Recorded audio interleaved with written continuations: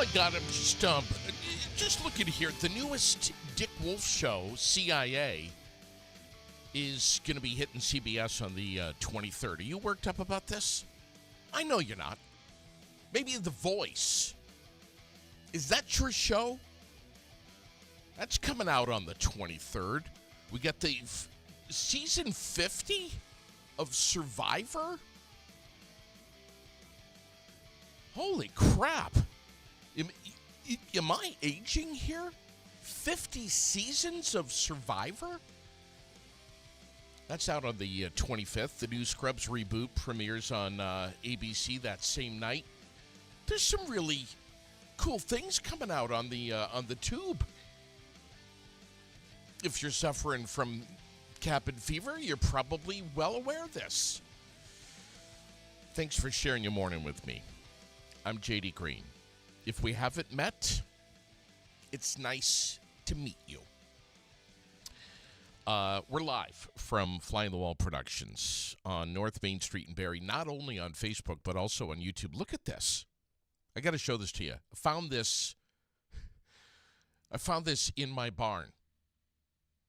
This was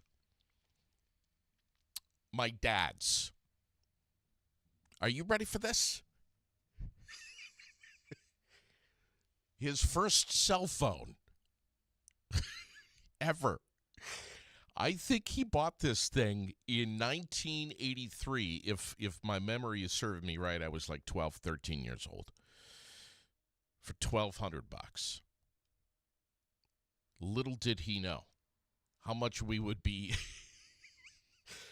relying on these things. You can't text on this sucker. You probably can't even power it up. It weighs 100 pounds. We're going to talk more about the cell phone at a later date. I'm going to get into it. We're going to have some fun with it. Really. I am going to try to power it up, and I am going to try to make a call on it. I-89 northbound in Bolton is clear. There was a crash that was super early this morning, just north of exit 10. Mile marker 68, and that is cleared up. I hope everyone's all right, but it was super early this morning. We have some mild weather to kick off President's Day weekend. We've got clouds, snow showers, some sun late this afternoon. Daytime highs around 30. Tonight, snow showers. Who cares what the low is? Because it's not going to be that bad. And then warming up by Sunday. We're near 40 degrees. Listen, if you're going to be out President's Weekend doing anything outdoors, anything, even siding the house, you're going to be in good luck, weather-wise anyway. But if you're snowshoeing, skiing, anything outdoors, it is going to be nice and mild. Valentine's Day is coming soon. When is it? Saturday. The chocolates, the flowers. This year, American shoppers are expected. I hope you're sitting down. I don't want you to fall and bump your head. Americans are expected to spend an eye-popping record $29.1. 29.1. And I know you're thinking that's got to be $29.1 million. Rongo dongo. That's billion. $29.1 billion. What can we do with chocolates and flowers and cards?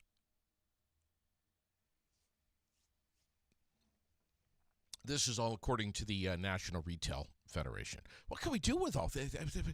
We eat the chocolates, the flowers die right away. That's a lot of dough, man. I could think of many other ways to spend $29.1 billion. Here's an alternative for you. If and I'm just trying to help you out. It's just an idea. If you don't want to break the bank and you want to do something for the love of your life, take them to a movie. You know that you haven't been in a long time. You know that it's fun. You know it's exciting. You remember when you were a kid, and your parents used to, say, "Come on, let's get in the car. We're going out for ice cream sundaes at Friendly's, and then we're going to go to the movies." Do that. Take the love of your life out. Capital Showplace in Montpelier. They got Wuthering Heights, Crime 101, Hamnet, Send Help, Solo Mio, and Zootopia in the Paramount Twin right here in the Granite City. Goat and Good Luck, Have Fun, Don't Die are the movies that are playing there this weekend. And tickets are on sale right now, fgbtheaters.com. You can follow FGB Theaters on Facebook and Instagram for updates, added showtimes, all that stuff. I know, Becky. Valentine's Day is stupid. You should show loved ones that you love them every day.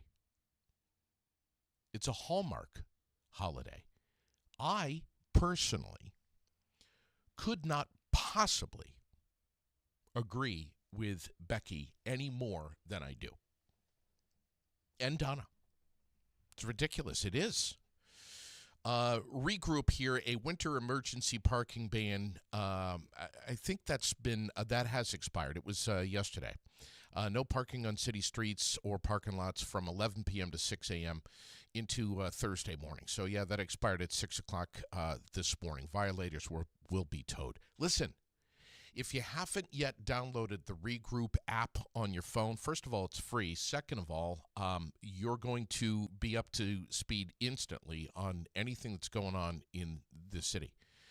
Parking available at the BOR during the parking bans. Will there be more? You bet your fanny there will be.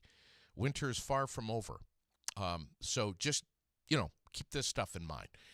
Facebook question today. Man, we have a lot to get to, a lot to talk about in a short period of time. I'm going to try to take you there as quickly as I can. Whew, I'm distracted. All right. Facebook question of the day. FBQ. You don't want to get your take on this. You can drop a comment right now, or you can put it on the post. What if your algorithm challenged your politics instead of reinforcing them? What say you about that? Can you imagine? I know you're stressed out just thinking about that. But what if? Sports, the Super Bowl averaging, and I think I heard this number 2 days ago, but it's official now, 124.9 million viewers. How do they know this? I don't know. Do you? 124.9 million viewers, the second most watched Super Bowl. Second most watched. I think last year was the most watched ever, 2025. Bad Bunny's halftime show. I may or may not be talking about this with G tomorrow. I think I may. I have a lot to say about it. Maybe you do too. I'm seeing everything everywhere, all over social media about Bad Bunny. The fourth most watched Super Bowl halftime show in 60 years. Fourth. 128.2 million viewers. How do they know that? I don't know. Do you? The Puppy Bowl drew in 15.3 million viewers. Best audience since 2018. No disrespect to the Patriots or the Seahawks, but knowing what I know now, experiencing what I've already experienced from last Sunday night, I would have rather watched the Puppy Bowl. That's just me. I know I'm disappointing Logan Luce and many, many of you, but that's how I feel. Um, State and regional headlines this morning. Ryan Cochran Siegel wins the second Olympic silver medal. Huge story. There's no question about it. Way to go, Ryan. Damn. Timothy Timmons, sentenced after he was found guilty of shooting and killing a man at his ex-wife's home in December 2024. 25 years to life. I read the story. Maybe you did too. At least I didn't see anywhere in the story. Maybe you did. If you did and I didn't, please share. Tell me why he killed this guy. Did he come home and the two of them were... I don't know. I don't see that anywhere in the story. Anyway, during his weekly press conference, I got a few things that are pulled up here on the screen. Yesterday, Vermont Governor Phil Scott said that he wants to use funding in this year's budget bill for the Northeast Kingdom towns that were impacted by the flooding last year because the Trump administration denied the initial request in October. Governor Scott appealed in November with Vermont Emergency Management finding new damages that brought the total to around $3 million. The appeal was denied, according to a letter from FEMA on February 7th. What say you about that? Go ahead. Put the comments in. I want to see it right now. Speaking of this kind of stuff, I got a press release, and it says right here, I just got it this morning, in the wake of the July 2023 flood and amid ongoing challenges like construction, disruptions, economic uncertainty, and a dip in tourism, many local businesses and business owners are focused on staying afloat in the present. But planning for future emergencies is one of the best investments that can be made today. I'm reading this press release from Montpelier Alive, and in partnership with the Montpelier Commission for Recovery and Resilience. They are inviting business owners and managers to a business emergency planning workshop on Wednesday, February 18th. That's next Wednesday. From 8:30 until 10 a.m. at the Hayes Room at the Kellogg Hubbard Library. It's a 90-minute session to help anyone that's there begin to craft a customized emergency plan for their business. Let's see. One of the stories that got a little bit of my attention, and I'll admit to you, I had a little snicker over it. I cracked a smile. Maybe I shouldn't have. This is a serious subject, I guess, because it's serious enough that WCAX put it in the news. An overdue lunch tab, and I've got the story right here in front of me. An overdue lunch tab has landed Vermont's former Capitol Police Chief in hot water. Have you read this? Have you seen this story on WCAX a couple of days ago? Former Vermont Capitol Police Chief Matthew Romay, left behind an unpaid lunch tab of $1,600 at the Capitol Food Court when he stepped down in 2023. The debt is owed to the Abbey Group, a private company that contracts with the legislature to provide meals under the Golden Dome. Attempts to reach their new owners, unsuccessful. Romay declined in an interview, declined a interview, but said over the phone that he has the lunch money and he's willing to pay. Unclear whether the payment should go to the legislature or the Abbey Group. My knee-jerk here would be Abbey Group. He said this private debt issue shouldn't be public. How do you feel about that? Lawmakers working on legislative bills receive meal stipends, but others who eat at the Capitol Food Court must pay their own food bills. The State House cafeteria has since ended the practice of allowing individuals to run lunch tabs.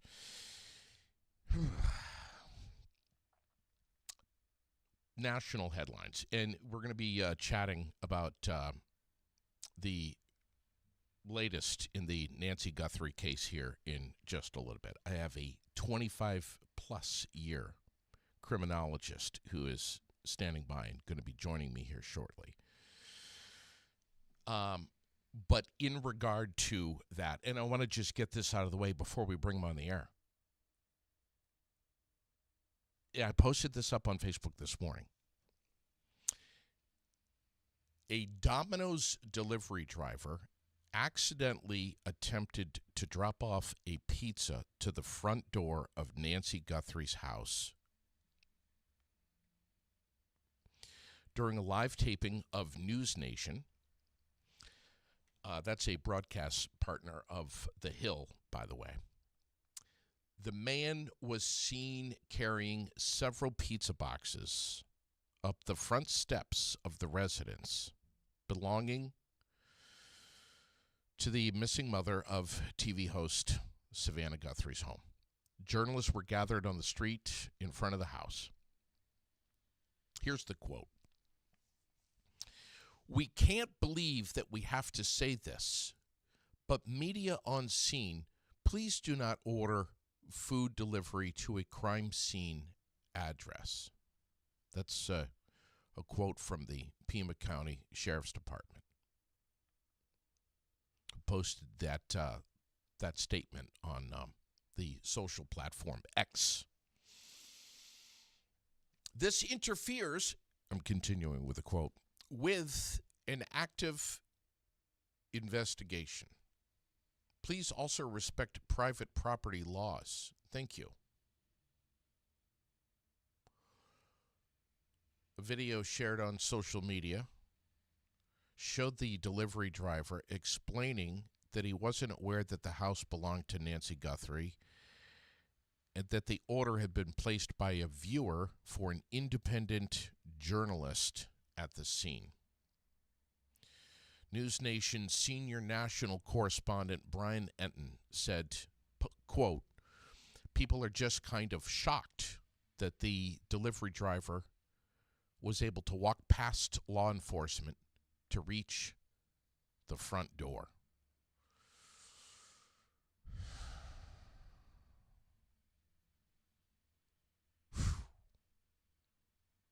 Wow.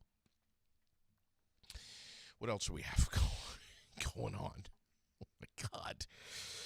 Congress is approaching a funding deadline for the Department of Homeland Security, which could impact airport security and disaster relief starting Saturday if lawmakers fail to reach an agreement. Well, isn't that nice? The long lines at airports are going to be even longer starting Saturday. Let's see. What else do we have? Officials are offering conflicting explanations. Oh, here we go. For an abrupt airspace closure around El Paso International Airport in Texas into Wednesday morning. The Trump administration cited a Mexican cartel drone incursion, while sources told major media outlets the ground stop was tied to U.S. military tests of counter-drone technology. Does anybody know what's going on anymore? The ground stop, initially announced as a 10-day shutdown for special security reasons, that's the quote right there, halted or diverted all flights, including medical evacuations. Last year, a Homeland Security official told lawmakers cartels use drones almost daily to survey the border and the transportation of drugs, with over 1,200 pounds seized in the second half of 2024 alone. Whew. James Vanderbeek passed away yesterday at age 48. Colon cancer. A lot of you remember Dawson's Creek, of course. Sad news. Saw that yesterday. Um, a little distracted by listening to some of the audio outtakes from Attorney General Pam Bondi, I'll admit, who testified before Congress in a 4.5 hour hearing that was, at the absolute least, and I'm putting this as lightly as I can. What words can we come up with? Confrontational? All over the Justice Department's handling of the Epstein files. Is it just me? Maybe it's you too. Is anyone else out there just all done with hearing the word Epstein? Just listen, let's just get on with, put it out there. Let's all see and hear, and let's just, God. Can you imagine having the name Epstein? I would change my name. Pentagon is reportedly preparing a second aircraft carrier to deploy to the Middle East in 2 weeks as President Trump negotiates terms of a potential nuclear deal with Iran. That's the headline in some world headlines this morning, and that's a big one. Here's another one. Meta breaks ground on a $10 billion data center.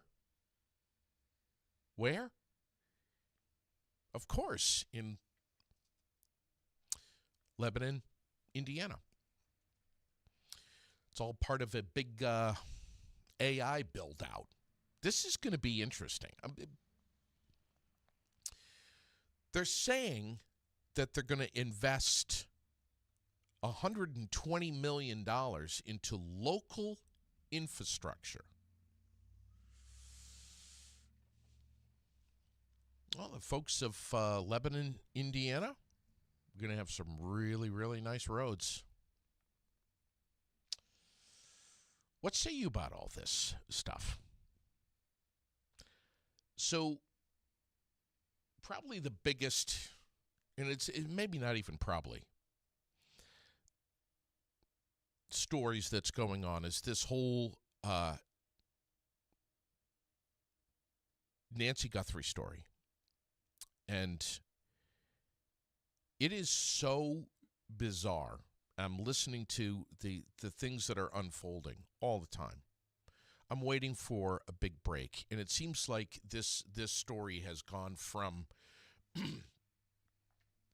from somewhat of a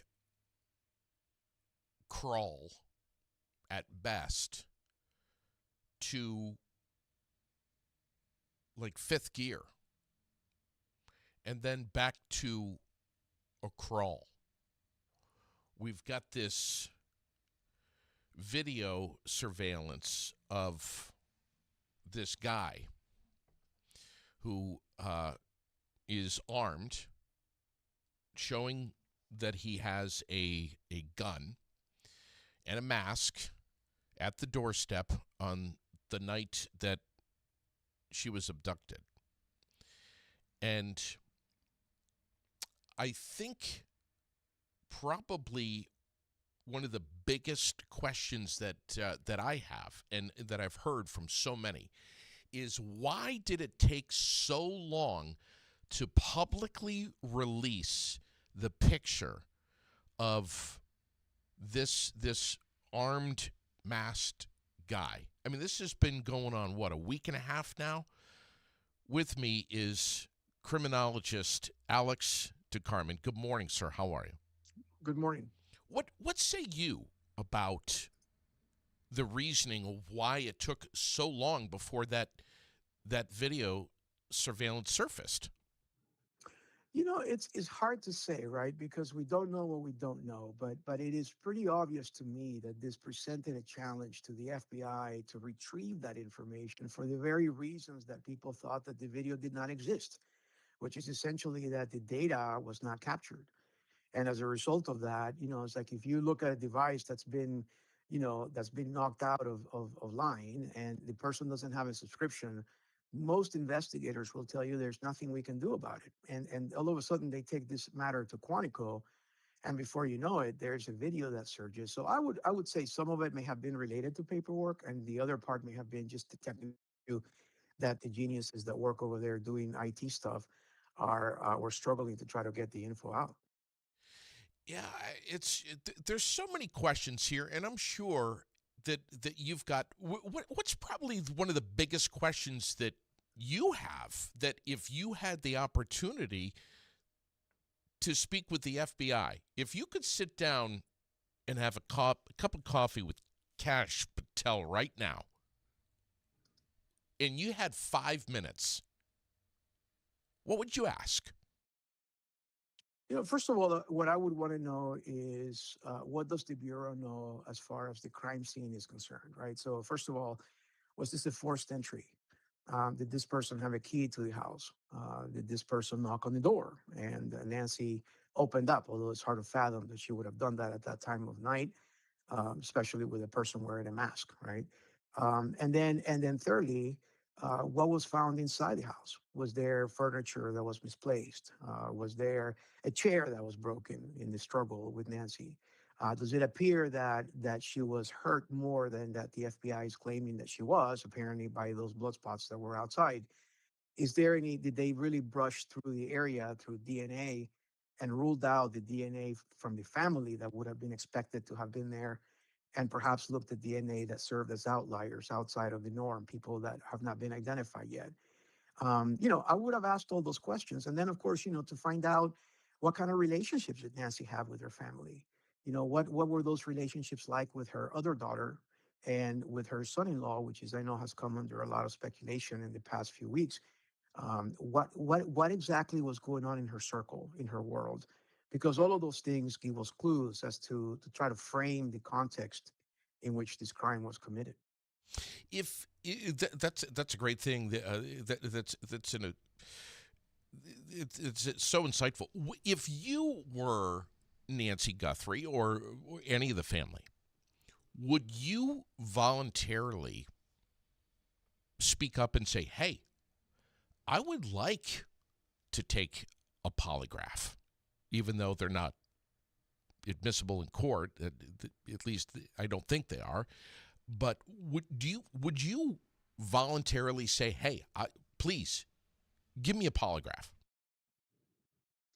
I mean, there's always a risk, right? I mean, and I believe in polygraphers, and we use them in my industry, all day and night, and we use them a great deal to pre-qualify police officers as they go through the process of being hired. But as you noted, they're not admissible in court. And what happens if you get the wrong polygrapher that basically shows that, hey, you're lying, or you're not being truthful 100%, and you didn't do anything to create, any harm or to impose any harm on Nancy? I mean, it's a risk that you take. Secondly, the other part of this is that people will start questioning as to why you're putting yourself out there as the point of interest instead of focusing on Nancy, right? So I mean, there Yeah, you look. It doesn't matter what you do, you end up paying for this. But ultimately, I think what's important is what is the FBI doing, and what does the FBI know? This most recent development of finding this glove, what does that mean in the yeah, context of DNA? And how much closer are we going to get to solving this case once and for all? yeah. There's not a whole heck of a lot of information other than. I mean, they're scouring the landscape. They're everywhere. They're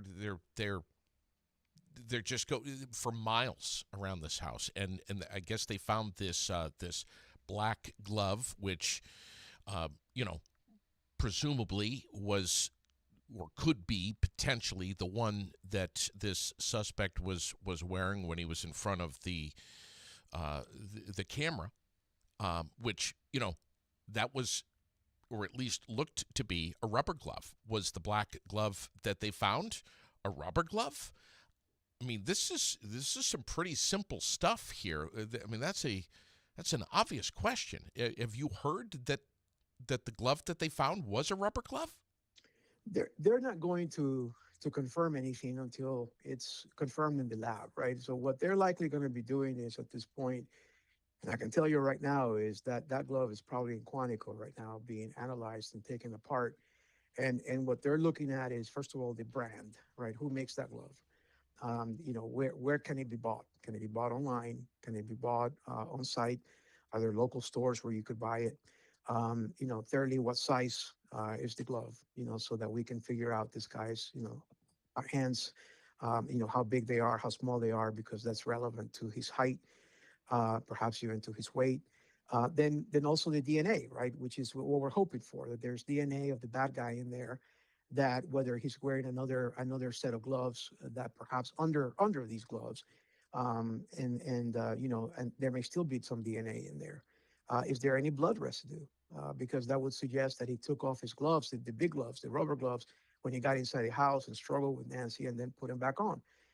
All of these things are things that they're analyzing right now. It typically will take weeks, believe it or not, to get answers to these questions. I don't presume that that's going to be the case on this one, because the resources that they're using to solve this case are immense. I mean, I don't think we've seen anything like this in recent times, given the visibility and the national and international attention that this case has. So I think it's a matter of time before we get the answer to your question. But I have a pretty good feeling that this is related to the crime. It's just a matter of how much was in there that we can help, right, the case, and solve the case. There's so much being said right now in the media about the that this whole crime scene was compromised. It wasn't. The FBI should have been in there faster instead of the local sheriff's department. There's too many people, too much foot traffic. I mean, and now in the news this morning, big story about one of the media staff ordered a pizza, and the pizza delivery guy came up to the front door. I mean, that's crazy. Why is this not being you know cordoned off? How could a pizza delivery guy get past law enforcement? This is outrageous. Yeah, you're right. And what happens in my industry, I've been a criminologist, for 30 years. I've taught at Quantico, at the FBI Academy, and all that. And I just tell you right now, we see these cases, unfortunately, that make national and international news. And oftentimes you have these small sheriff's offices that, or, police departments that really don't have the capacity, and in some ways the training sometimes, to handle these cases of this magnitude, because they're used to the, domestic violence calls and other things that are important in the industry, but don't have this level of visibility. And they do things that you scratch your head afterwards and say, geez, where did you go to the academy to learn this, right? The first challenge with, first of all, you got to remember, there's two crime scenes here. There's the internal and the external crime scenes. And anytime that you look at a crime scene outside of a home, whether it's a field, the front yard of somebody's house, the backyard, they're subject to being altered by the weather, right? They're subject to rain, snow, wind, etc. And so we try to core these things off right away and try to sweep them several times, so that, hopefully the crime scene will not be compromised. And then secondly, then we work our way in. But I'll tell you, I mean, this is irresponsible. If that is in fact true, it's something that's going to come out. It's going to weigh very heavily on the sheriff, because the bureau is absolutely trained. They're not perfect, but they're absolutely trained to do this and handle these kinds of things. And the first thing, law enforcement 101, crime scene preservation, is you rope it off and you don't let anybody. In fact, you would have kicked out all the reporters about a mile away, so that you can also start brushing the area surrounding the house to see what else you find. Yeah. What is it? This coming Monday will be, I think, 2 weeks. Do you think that a movie? Do you think Hollywood is sniffing this and saying we might have a movie here? I mean, this is really something else. I think America hasn't seen a case like this in a long time, and certainly not in modern times with AI and social media and all of that. And that's presenting a challenge to law enforcement, because obviously we have the copycats that are calling in and saying, look, you give me $10, I'll tell you where the bad guy is. And yeah, I mean, Hollywood definitely could get lots of ideas right out of this. But unfortunately, right now, I think our hearts are heavy for Nancy. And I think we are really just trying to figure out, what the next step is going to be of the bad guy, to be able to see if she's even alive. I'm typically incredibly pessimistic as a criminologist, and And I'll just tell you that I think every day that passes is a day that's less likely that we're going to find her alive. Yeah, boy, interesting to hear you say that. I feel the same. You know, not long ago, whatever you want to say, 15, 20 years ago, maybe a little bit longer, you could, it would be a lot easier for you to get away with something like this. But today's technology, I mean, I don't know about you, but I've learned more about cryptocurrency and Bitcoin in the last week of my life than I ever have before. Everything is traceable. And then when you get to the technology of security cameras and door cams and uh, ring doorbell devices and stuff, Nest, I think, is the name of the company that she had. There's so much technology here.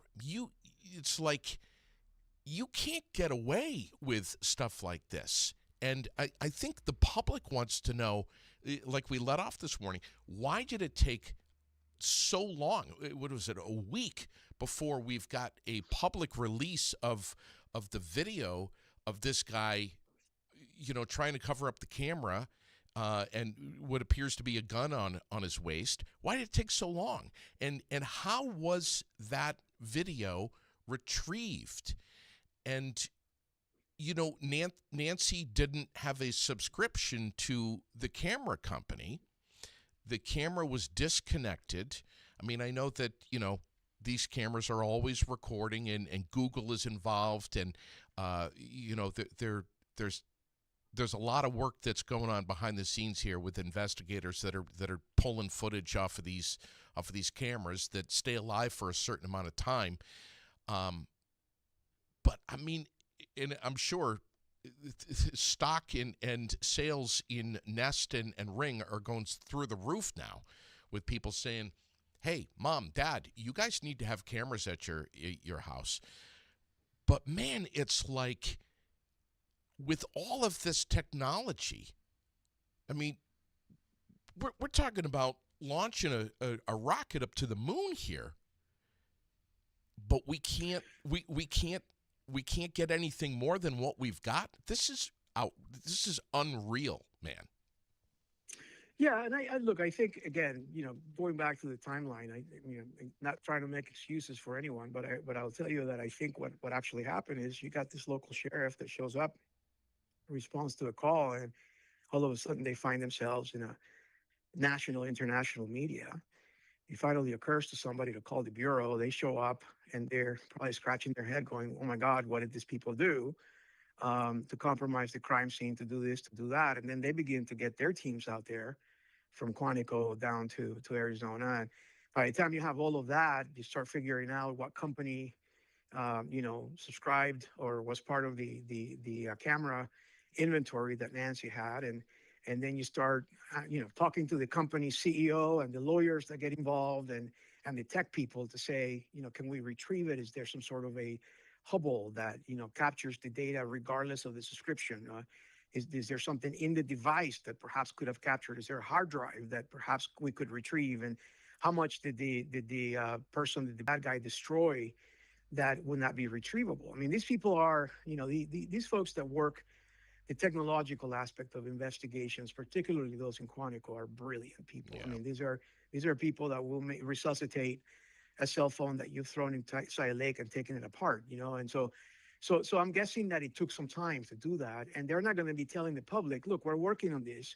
Hopefully, we'll have a video for you in 3 days," so that then we start getting disappointed that that happened. So, I think that they did their due diligence. I'm guessing that they went through all those hoops to try to get to the video, and I'm also certain that they try to release it as quickly as possible, for they knew that once it did, it would start, inspiring people to call, and hopefully, all it takes is one good lead to lead to the bad guy, and that's still the hope, right? But yeah, I mean, I'm not so concerned about the time that it took for the video. What I'm concerned about is the fact that this guy seems clumsy in his approach, but yet at the same time, the mystery lies into what happened to Nancy. How was she retrieved from that house? Yeah. And what is the overall objective here? Because I don't buy it that these folks that are sending emails to the media companies are in fact the kidnappers. Right.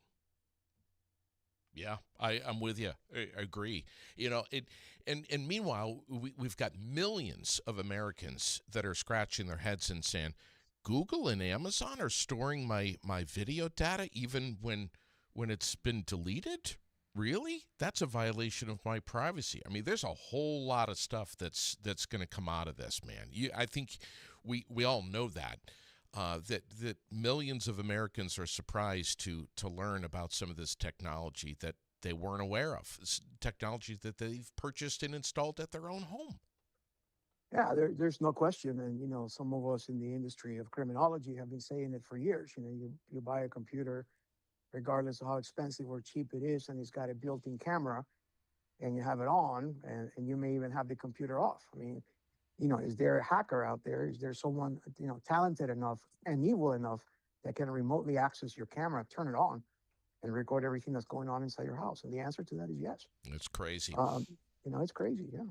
Yeah, the ransom note, the deadlines, what's happening, what's the latest? Is Nancy even alive? I mean, everyone wants this crime solved and for Nancy Guthrie to be returned to her family alive and well. It's a hard story to hit. We've been on a roller coaster, man, and as I said earlier, we've gone from 1 mile an hour to 60 miles an hour in this story, and then back down to like 10 miles an hour. So it is a roller coaster that we've been on this week, and we're hoping for some kind of resolution. I think the whole nation is really. There's no question, and I think what we're seeing is that these are the typical paces of these cases that some of us have worked on, outside of the forum of the media and the public attention. And I can tell you that part of the issue is that some people out there expect the crimes to be solved in a matter of 30 minutes while they're getting their lunch out of the fridge, like the TV does, right? And these are real cases with real people, clumsiness, errors, on part of on behalf of the bad guy, but then also on behalf of law enforcement, are typical. In fact, I would say they're expected. And so, to some degree, I think people hope. Of course, we all pray for her. We all hope that she comes home alive. But I tell you, every day that passes, it's a day that is counting against Nancy. Yeah. The whole area is being scoured. I mean, it's amazing to see some of the footage and hear what's happening. But final question for you, and this is something that Tammy just posted here in the comments. Do you feel that this could be someone that is close to Nancy? How much space is that renting in your head as a criminologist? Yeah, I think that's definitely a possibility. May not be a probability, but it's definitely a possibility. And why I say that is because, you go back 25, 30 years ago, at the time that I would sit down with Bob Ressler and John Douglas and all the folks that founded the FBI Behavioral Analysis Unit, which are the folks that are typically responsible for figuring this stuff out. And they would be the first ones to tell you, if Bob Ressler would be alive, he would be agreeing with me, saying, family members are typically the ones that have some sort of an interest on somebody that would have been anonymous in the case of Nancy, right? Other than having her famous daughter, but most people don't really care nor know that. And so yes, I mean, absolutely. Family members are going to be suspects, and they're going to be, sure, the FBI hasn't ruled them out, right? The question is, did they hire somebody? Did they, what was that last conversation like with Nancy? And did Nancy leave any clues behind that this was somebody related to her family? And so is there a will? Is there money involved here? All of those questions are being asked, I'm certain, and people are looking at that theory as well. Listen, we appreciate your time so much. To have a criminologist with over 25 years of experience working with the feds, the state and local law enforcement agencies on the air with us is a real honor. Dr. Alex del Carmen, thank you ever so much. Thank you. Thanks for having me. Yeah, what a story. And it's gonna, we're watching it, we're listening, we're paying attention, and it's hopefully today we'll be offering some good news, some resolution to this. Maybe closure. I don't know. But no matter who you are, where you are, I mean, this story has got to make you scratch your head, but it also has got to pull some strings in the heart a little bit. Can you imagine being in Nancy Guthrie's shoes? Listen, I want you to have a fantastic rest of your day. Please drive carefully today. Roads are kind of funky in spots. Just go easy. And be careful as we approach the weekend. G's going to be with us tomorrow morning. Thank you in the meantime for liking and following the page. Don't forget always to post a comment. Give it a share. Any episode that you enjoy. It has been quite a week here at Aired Out. Wow. We're always live. We're always local. We're always talking about stuff that's going on in our community. And listen, this weekend, Barrie Figure Skating Club, the annual show, $10 at the door on Sunday, 6 p.m. start. It's going to be huge. We've got that promotion that is going strong right now for Heartless, which is going to be in concert live at the Chandler Music Center in Randolph on Friday the 20th. Thursday the 19th, we are going to give you a chance to win some tickets. Right now, as a matter of fact, on the page. But on the 19th, I'll be pulling the winning name for this concert. The ultimate tribute to Ann Wilson of Heart. With Nothing Safe, an Alice in Chains experience that's going to be opening up. It's going to be an amazing night. You can win tickets from right now until February 19th. Get on the Aired Out page. Like, share, comment. It's that easy. Donnybrook Fight Promotions. Oh, yes. It is coming soon. And as you know, the venue has changed. It's going to be at the Doubletree by Hilton, who is graciously working with Donnybrook Fight Promotions, and it's going to be in May. Be on the listen for early bird discounts. Grab your tickets, DonnybrookFightPromotions.com. And yes, Rex will be on to talk about it, but it's going to be amazing. Burlington, huge crowd. It's going to be an amazing, amazing night. And we'll see you there. So much happening. So much going on. Get out. Get outside. We'll see you soon. Tomorrow with G right here where you are now on the Aired Out Podcast. God bless.